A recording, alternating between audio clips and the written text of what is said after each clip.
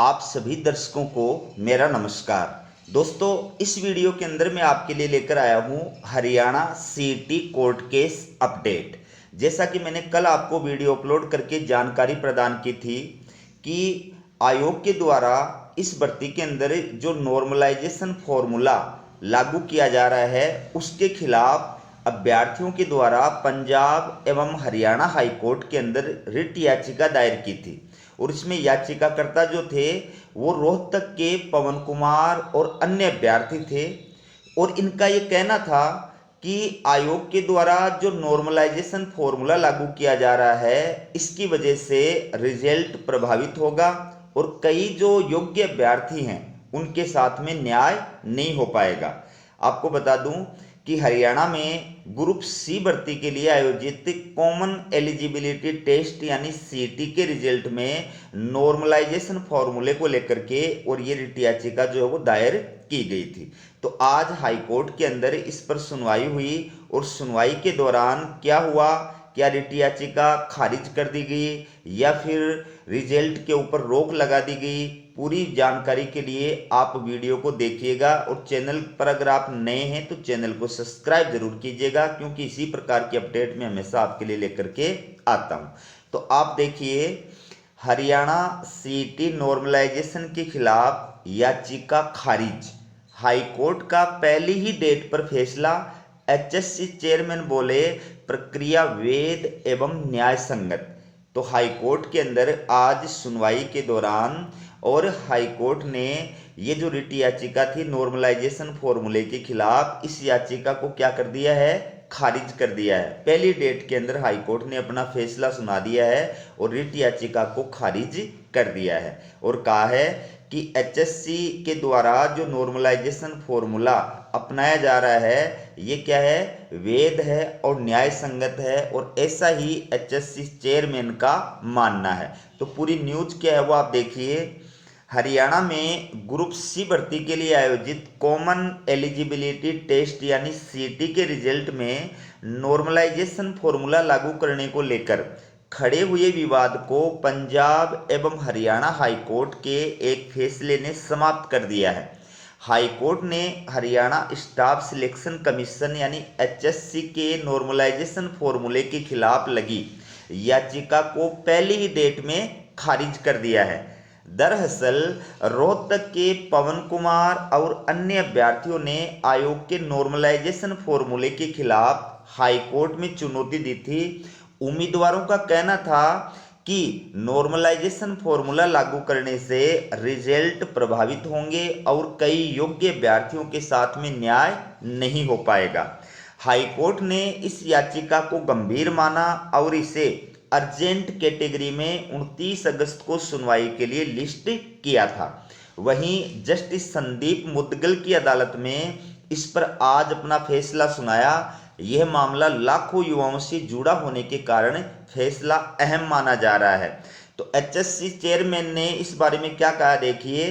HSC chairman बोले formula वैध और न्याय संगत। हाईकोर्ट के इस फैसले पर आयोग के चेयरमैन हिम्मत सिंह ने अपने सोशल मीडिया अकाउंट पे लिखा है, विगत कुछ दिन पहले अभ्यर्थियों ने नॉर्मलाइजेशन प्रक्रिया को लेकर माननीय उच्च न्यायालय में ये जो रिट याचिका है ये रिट याचिका दायर की थी और इसके माध्यम से याचिका दायर की करके और शिकायत की थी। लेकिन उच्च न्यायालय ने आज ये याचिका जो है इसको खारिज कर दिया है, जिससे ये स्पष्ट हो गया है कि नॉर्मलाइजेशन प्रक्रिया वैध एवं न्याय संगत है। तो अब आगे क्या होगा, देखिए। रिजल्ट में हो सकती है देरी। हरियाणा स्टाफ सिलेक्शन कमीशन यानी एचएससी के चेयरमैन हिम्मत सिंह ने दावा किया था कि अगस्त के लास्ट तक आयोग ग्रुप सी के हुए एग्जाम का रिजल्ट जारी कर देगा।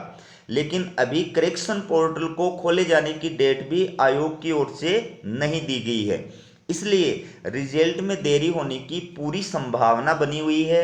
आयोग की ओर से एग्जाम की आंसर की पहले ही जारी की जा चुकी है। यहाँ पढ़िए क्या हो रहा है, नॉर्मलाइजेशन फॉर्मूले का विरोध। क्यों अभ्यर्थी नॉर्मलाइजेशन फॉर्मूले का विरोध जो है वो कर रहे हैं, तो हरियाणा सीईटी नॉर्मलाइजेशन फॉर्मूले का विरोध इसलिए हो रहा है क्योंकि उम्मीदवारों का मानना है कि इससे अंकों में भेदभाव होगा, जिससे एग्जाम में शामिल होने वाले छात्रों के साथ में अन्याय हो सकता है। अभ्यर्थियों का मानना है कि अलग अलग शिफ्टों में हुए पेपर के कठिनाई स्तर में अंतर के कारण नॉर्मलाइजेशन से कुछ छात्रों के अंक घट जाते हैं, जबकि कुछ छात्रों के अंक बढ़ जाते हैं। विरोध के कारण उम्मीदवारों ने पंजाब हरियाणा हाईकोर्ट में याचिका दायर की थी। तो इस नॉर्मलाइजेशन फॉर्मूले का विरोध जो है वो मुख्य रूप से अभ्यर्थियों के द्वारा 3 कारणों से किया जा रहा है। न केवल इस एग्जाम के अंदर बल्कि किसी भी स्टेट के अंदर जहां पर नॉर्मलाइजेशन फॉर्मूला अप्लाई किया जाता है वहां पर अभ्यर्थियों के द्वारा इसी प्रकार से विरोध किया जाता है। तो नॉर्मलाइजेशन फॉर्मूले का विरोध करने के मुख्य रूप से 3 कारण बताए गए हैं। पहला कारण आपकी स्क्रीन पे है, अंकों में भेदभाव। देखिए, उम्मीदवारों का आरोप है कि नॉर्मलाइजेशन प्रक्रिया के तहत कठिन शिफ्ट के उम्मीदवारों के अंक बढ़ा दिए जाते हैं और आसान शिफ्ट के उम्मीदवारों के अंक घटा दिए जाते हैं। जिससे क्या होता है, अंक वितरण में असमानता पैदा हो जाती है। यानी जिसका सिलेक्शन होने वाला होता है वो सिलेक्शन से वंचित हो जाता है, जिसका सिलेक्शन नहीं होने वाला होता है वो सिलेक्शन ले लेता है। तो एक तो ये इसके खिलाफ कारण है। दूसरा, उम्मीदवारों के हितों के खिलाफ। कुछ उम्मीदवारों का मानना है कि नॉर्मलाइजेशन से उनकी मेहनत का उचित मूल्य नहीं मिलता और यह उनके चयन में बाधा डाल सकता है, खासकर जब उनके अंक घट जाते हैं। तो कई अभ्यर्थियों के जो अंक है वो नॉर्मलाइजेशन अपनाने की वजह से घट जाते हैं, जिसकी वजह से जितने उनकी मेहनत के अंक उनको मिले थे वो अंक भी उनको प्राप्त नहीं हो पाते हैं, उनके अंदर भी कमी हो जाती है। तीसरा जो कारण बताया है, एक पद एक ही परीक्षा की मांग। ठीक है, विरोध करने वाले युवा चाहते हैं कि एक पद के लिए एक ही पेपर लिया जाए जिससे सभी उम्मीदवारों को समान अवसर मिले। तो अगर अलग अलग शिफ्ट नहीं होगी, अलग अलग पेपर नहीं होगा तो आयोग को किसी भी भर्ती के अंदर इस प्रकार से नॉर्मलाइजेशन फॉर्मूला नहीं अपनाना पड़ेगा और इससे अभ्यर्थियों के जो अंक है उनके अंदर बदलाव नहीं होगा।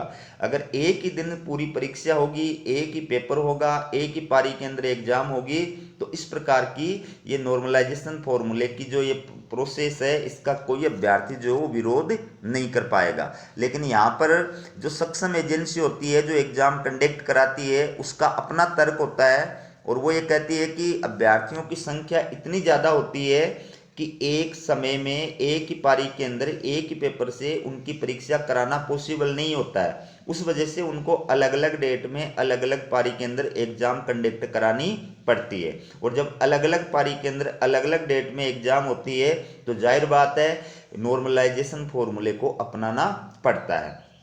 तो ये थी आपके लिए हरियाणा सीटी कोर्ट केस से जुड़ी हुई अपडेट। इसी प्रकार की अपडेट पाने के लिए चैनल को सब्सक्राइब जरूर कीजिएगा। हमारा वीडियो देखने के लिए आप सभी का बहुत बहुत धन्यवाद।